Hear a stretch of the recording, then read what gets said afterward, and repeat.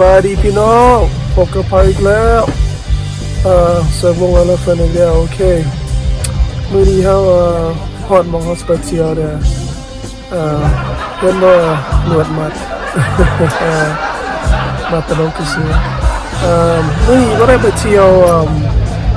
นอกทะเลหรอกแต่ว่าไปเที่ยวในเมืองไปเที่ยวมอyou know จะฝากให้เบิ่งว่ามออยู่เมืองมิกานี่มันมีหลายบางหมองกันยาวหมองกันน้อยมออยู่เมืองตัวเฮาสิไปนี่ที่สี่แง่สองสั้นใหญ่อยู่กว้างอยู่เบิ่งได้บอกได้ว่ามันสิซ้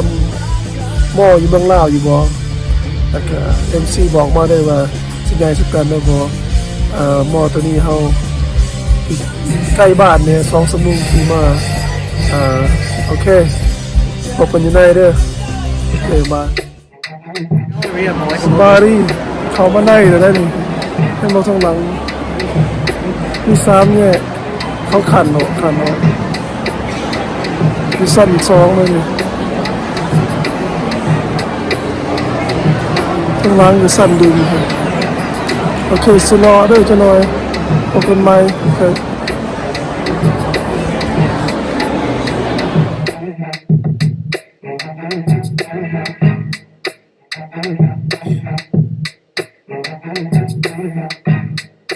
มาดิสุขภาพเสียงใหญ่ตรงกลางเลยดิดูดิกวางเนาะยางมาท่านบนนางว่าตรงกลางเท่านั้นสุขภาพเสียงฟังในทั้งนั้นอยู่เลยก็ไหวกวางก็เลยแยกสงสัยฮอนแยกโซลาร์มาดิก็คือสุขภาพเสียงแล้วยังรออยู่ที่เห็นมีสั้น2อยู่ว่าตัวนี้ก็ใหญ่ดีหรอ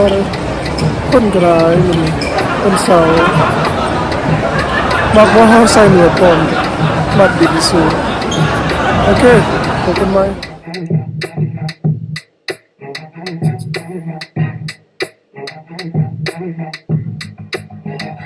มาดิ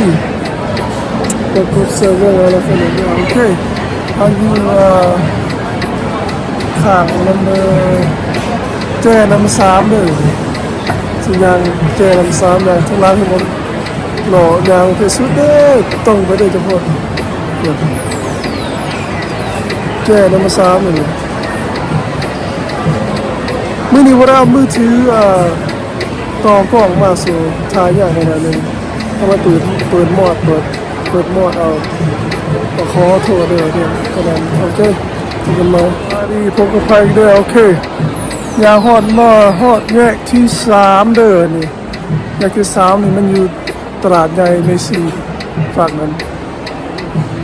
โอเคก็ฮอดแยกเจอนั่นน่ะสิถ่ายมาโอเคพบสบายดีพบกับไปแล้วโอเคเป็นอยู่เจ3เลยนี่ฮะเขามันมีขันไม่ได้เจ3เขามาพักเหนื่อยแล้วก็ทำตลาดทำงานของเขาเลยเป็นขัดตลาดใหญ่เขาต่อมา4แยกโอเคไหมมาดิโอเคพากันนั่งพักเมื่อยก็ซื้อของหน่อยซีม3กินเขาไม่ได้เขาเอินตอนพิซซ่า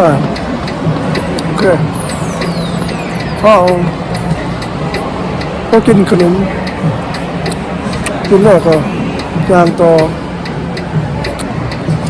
ผมก็บอกกับไม้ได้ปุ๊บว่ามีคนอยากฝากบ้านเป็นMCผมก็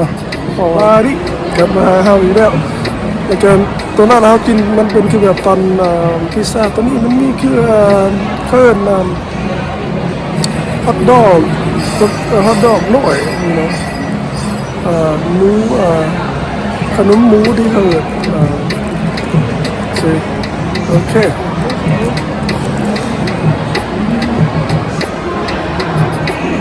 โอ้โห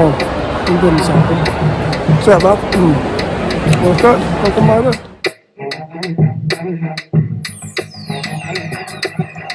บาริผมก็ไปแล้วบางข้าวนี่เขาตัดเอาเขาเห็ดแบบชักเล็กคือเป็นแผ่นที่เหรอเป็นแผ่นเขาสมกันสื่อเสื้อมาซีมึงเลยโอเคเป็นอาซิโซโอเคตัดมาเป็นคือแบบไม่ยาวๆเลยก็มาใส่นี่มาซีขายมาดิโอเคเขาให้ของมาซีมเลยเนี่ยยังเดียนเชียวสื่ออยู่แต่ว่าเขาให้ของมาซีมมาชอบเลยเป็นแผ่นนะครับพาร์ทก่อนเขามาแทะขายเป็นแผ่นเป็นเวทเอาชอบอ๋อโอเคซื้อมาแต่ทงหนึ่งที่หาทงหนึ่งโซ่ทงเลยจะไรแซ่บบ่จำจะโอเคขอบคุณไหมด้วยแซ่บบ่แซ่บบ่ฮะ It's good? Okay ตัวนั้นเนี่ย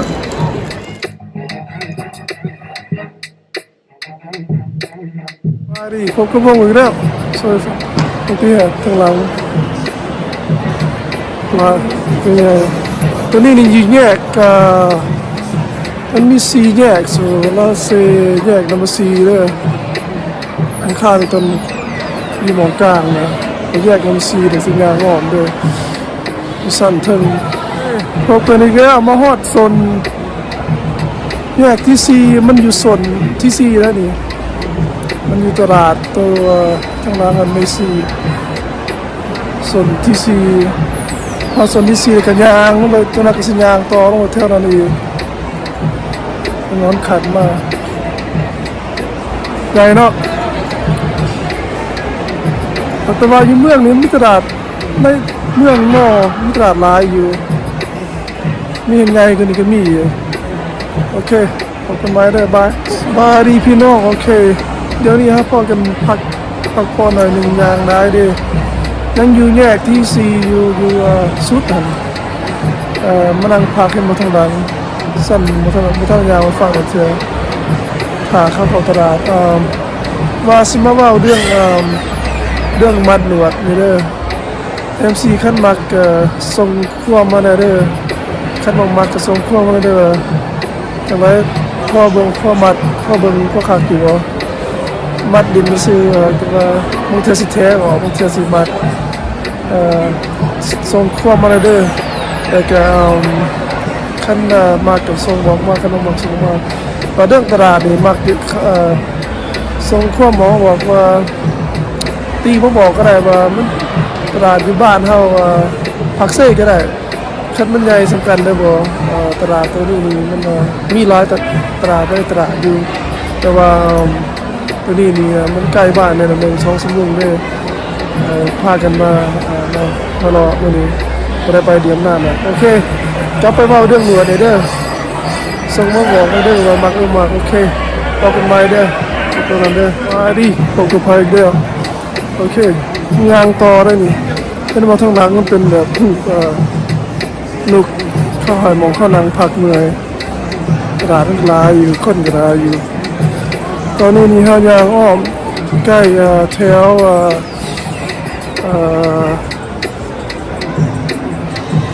เนี่ยที่2โอเคจะน่าจะเป็นฮอดเดือนเช้าหมองอาหารได้ตรงทางไหมโอเคขอบคุณดีขอบคุณอีกแล้วให้มาทางหลังมันฮอดสุดข้างซอยแยก3สุดเดี๋ยวมันตัดลงไปผมเลยฝากนั่นดิทางเข้ามาทางสัตว์ทางเขาแยกที่1คำที่1ทางเขาไปเราแทนมีตลาดไง3 ตลาดติดกันกับในแยกมีมอง เครื่องมันมีสี่แยกหลายแยกก็มีหลายเป็นเครื่องสี่เครื่องใหญ่ so ภาษายืนอยู่มองเครื่องสองไปเนี่ยโอเคผมเป็นมาได้สบายดีเลยโอเคมาฮอดอาหารทั้งหลังอยู่มันดังขนาดตัวมันมีเที่ยวกันยาวคนมาเรียนเที่ยวถามเขาไปกินตัวอาหารนี่มันของแซ่บแต่คนเข้ามา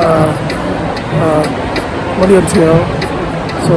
คุณอาจจะเขาไปนั่งกินต่อกันไหมด้วยพี่น้องโอเคพวกกันไทยแล้ว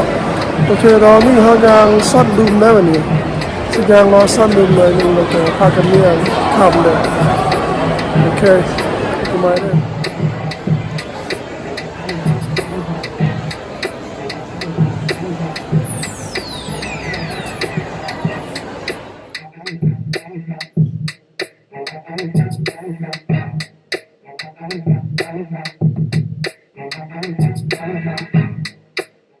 มาดีพี่น้องออกเรือไฟได้วงเอลเฟนโอเคเดี๋ยวนี้ตลาดในหม้อมันเป็นแบบทั้งหม้อก็มีเห็นบ่ย่ามเลยทั้งนอกเขาต่อกับทั้งในถ้าในโปร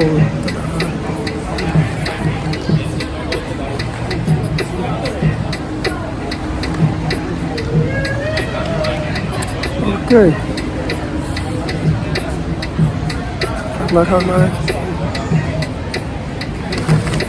ตอนนั้นเนี่ยสบายดีพี่น้องโอเคนั่งพักเมื่อยเดี๋ยวก็จะนอนสพากันย่างต่ออยู่ตลาด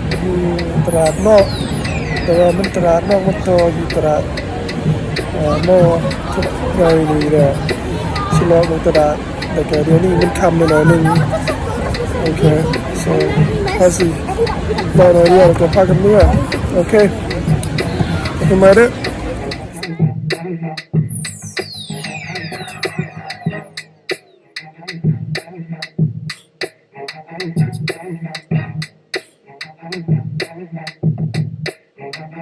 Thank you.